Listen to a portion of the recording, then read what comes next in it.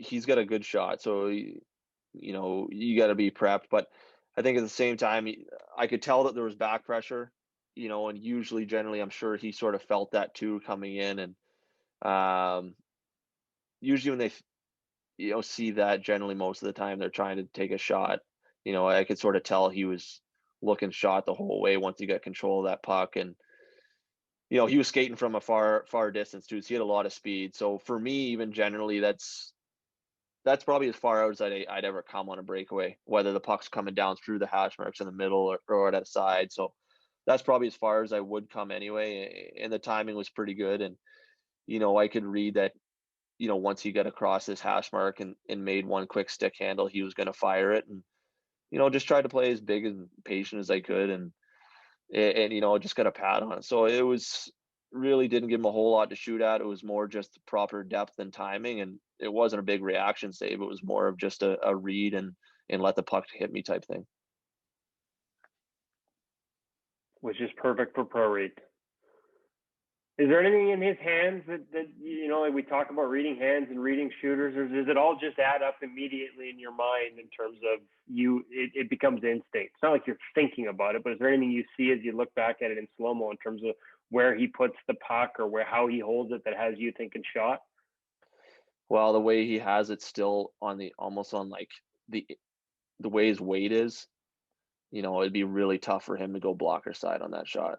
Like he's already really committed and looking glove. Like it's interesting because like I find a lot of guys, depending on which foot they shoot on, shoot differently to different sides. Some guys can only shoot some side of the net's on the left foot, and the right foot they're comfortable only shooting on one side of the net. Like there's a lot of different theories and factors that go into it. And sometimes you might overthink it, but that's COVID life for you when you got a million hours to think in a hotel room on a long road trip. But it's no, he didn't really give himself a whole lot of time to go blocker. Blocker usually got to put the puck in front of you and pull it to your left and push to the far side of the net. So he generally kept the puck in the same lane all the time, which to me was Golden Glove. Yeah, I mean, I think that's all reading off our defenseman. So as soon as I see him go aggressive towards that, my thought is, okay, like he's obviously going to try to throw it to the middle, and that's the guy I need to be ready for. Because as soon as he goes to push him outside, I know that he's not going to be a threat anymore. So it's in this situation, it's just this is my guy. So is that the almost easier? Would you rather have a guy force early so that you can assess this higher in the zone versus allowing a 2-on-1 to get closer and closer and closer? Yeah, I don't know. That's tough because every situation is a little different. Right.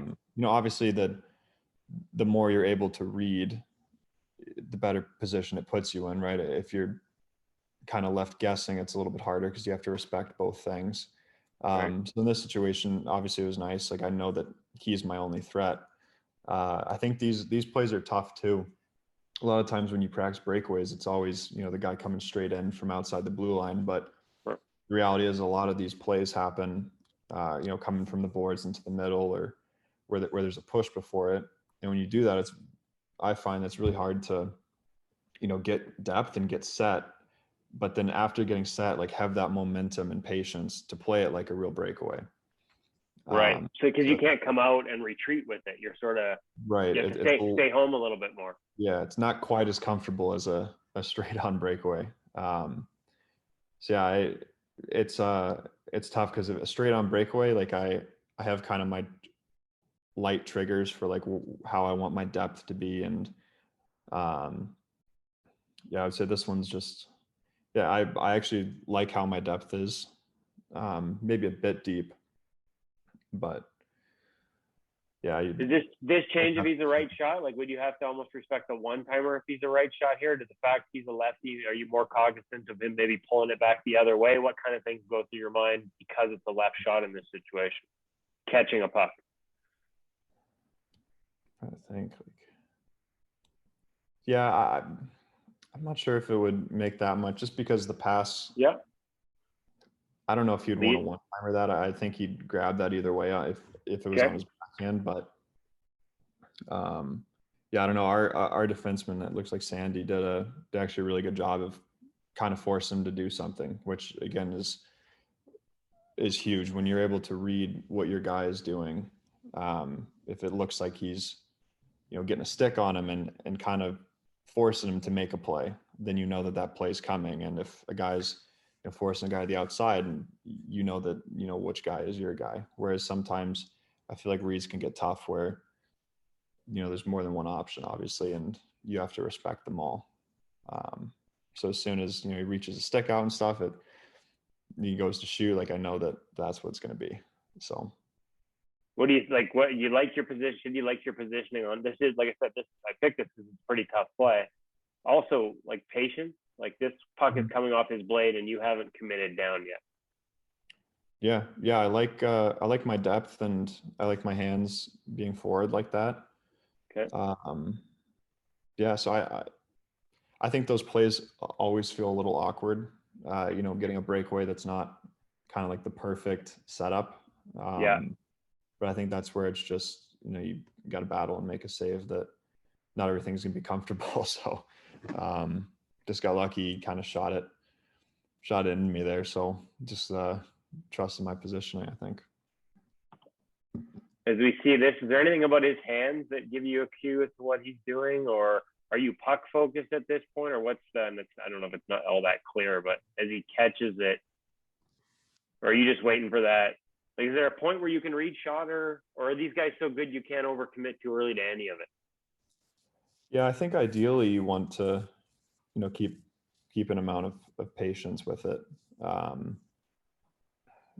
I think if even if you're dropping on a shot, before they're shooting, I don't think that's giving you the ability to really read even where they're shooting. So like, I think the patience is good for letting the play develop if he's going to shoot or deke, but also the patience just to read where the puck's going off a stick, because you don't need to go down all the time. And it's nice to be able to, try to get more of a mindset of reacting as opposed to just always resorting to doing something.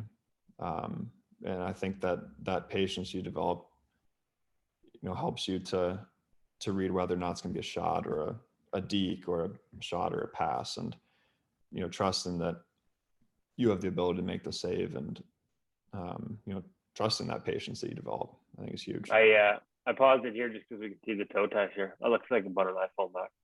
Yeah. Yeah, they're pretty long.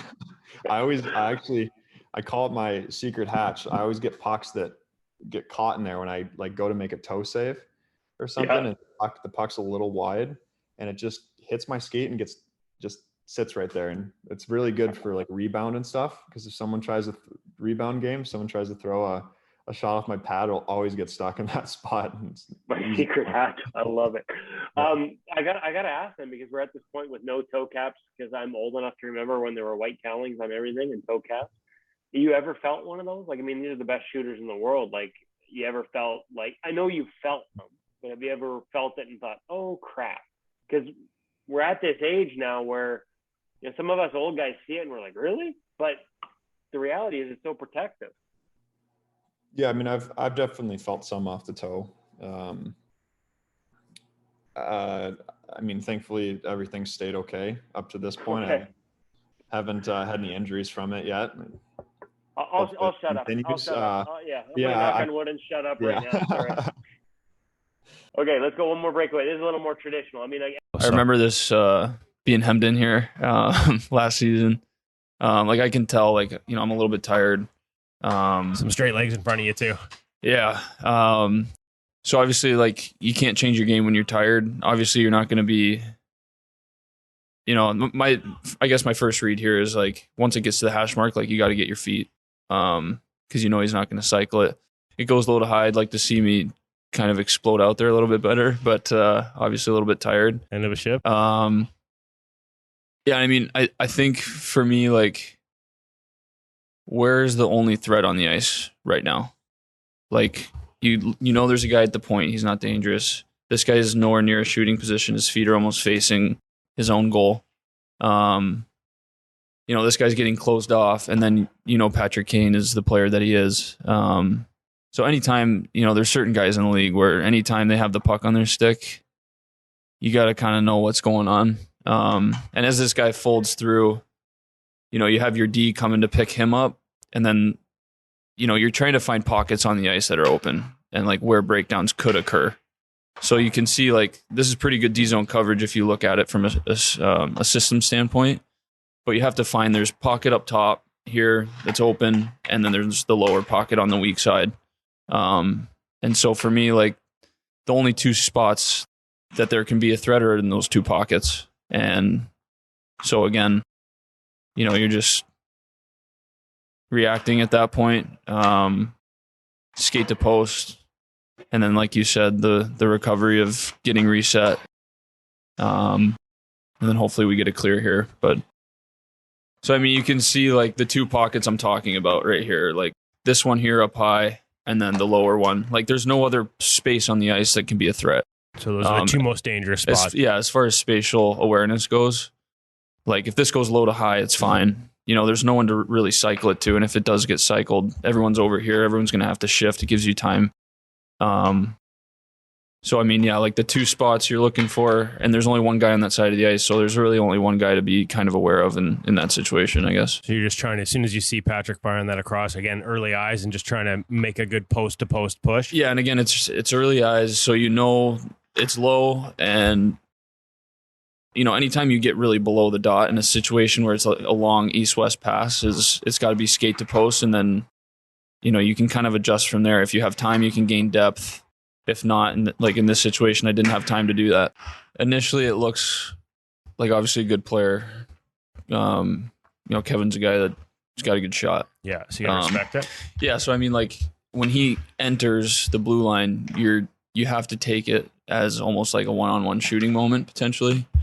As he delays and does his little hip swivel at the top of the circle, like then you kind of in your mind, you're like, okay, he's going to look for an option here. Like he's not trying to score himself. He pushes himself a little bit wider to gain space. If he's trying to score, he's not going to try and get outside, the house type of thing. Okay. Obviously guys are good enough to shoot from there. So for me, like my landmark in my game is kind of hash marks just below the dot to enter. Okay. Because if you look at it from that angle, like once I get set, if he shoots from there, like he doesn't have much. Right. You know what I mean? Yeah. So at this point, I'm reading three plays that he can make. One is a shot, which I'm confident there. 2 is a wraparound with the puck being on his forehand. And then obviously 3 is the backdoor play. So I mean, you're obviously holding that post, but in your mind, you're like kind of anticipating. Like obviously, the pass across the crease isn't going to surprise you at this point, right? And so the pass across the crease and the wraparound are actually similar moves in a way for you in terms of how you react to them. Yeah, like you're pushing, you're getting your skate to the post there. Obviously, this one's a much more difficult play. But again, I mean, once you get set, then it's more so you just got to try and find a solution at this point. Is that, I mean, it's funny because what will I call them? The Monday morning quarterbacks, anytime reverse gets exploited, they're all over it. Yeah. But is this the perfect example of why reverse is so valuable in a goalie's game? Like, because you just said 3 options and you've got them all covered. Yeah. You have a great chance on all 3 plays. I love the just stand up crowd. Yeah. But the just stand up crowd, like you're not getting down across and sealed on a 4-foot pass if you're standing. Especially if the puck's this in tight. Like this just as easily could have gone off the D-man's skate or a stick or something like that.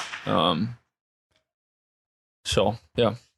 And just in terms of that push, anything like you've kind of got these things nailed, but just priorities for goalies that are like learning. You got to get your knee down first. Like a lot of goalies will reach with their toe, but in terms of that inside leg. Yeah, like when they're when this pass is made across, the first thing is they're reaching with the toe. I've been taught to like reach with the knee, so you seal the ice first, seal the middle of the net first, and then everything after that is height, I guess. Building that vertical coverage. Yeah, would say? vertical coverage, and with the glove, like keeping that forward angle as you're coming over. Right. If that's back in the net, you're not cutting off as much angle. Yeah. Okay. Or if it's even like tilted back. There's two here, and these two are both sort of back doors. This one ends up around the other side, and this is one where it's close to the hash mark, but it's a power play too. I don't know if that changes. Yeah, I mean, you can nitpick. That's kind of my landmark there is hash marks. So he's kind of right there. I could do either one, be comfortable. Again, like, for me, my read here is like, he's sitting there. It's Artemi Panarin. He's not going to shoot this puck.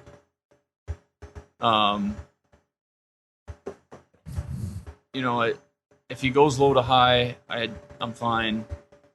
If he finds Mika here, you can kind of push out, and he's high enough where it's, you have some time to get your feet again. Okay. Obviously, you're not going to stay down with a guy being up this high, so eventually I would get my feet. But, in this circumstance, it ended up being the right read to stay down. And there's that rotation knee. Yeah. And that's exactly why you need your knee down, is because a lot of pucks, you'd be surprised, go through the middle net, even on backdoor plays. They end up going back through you.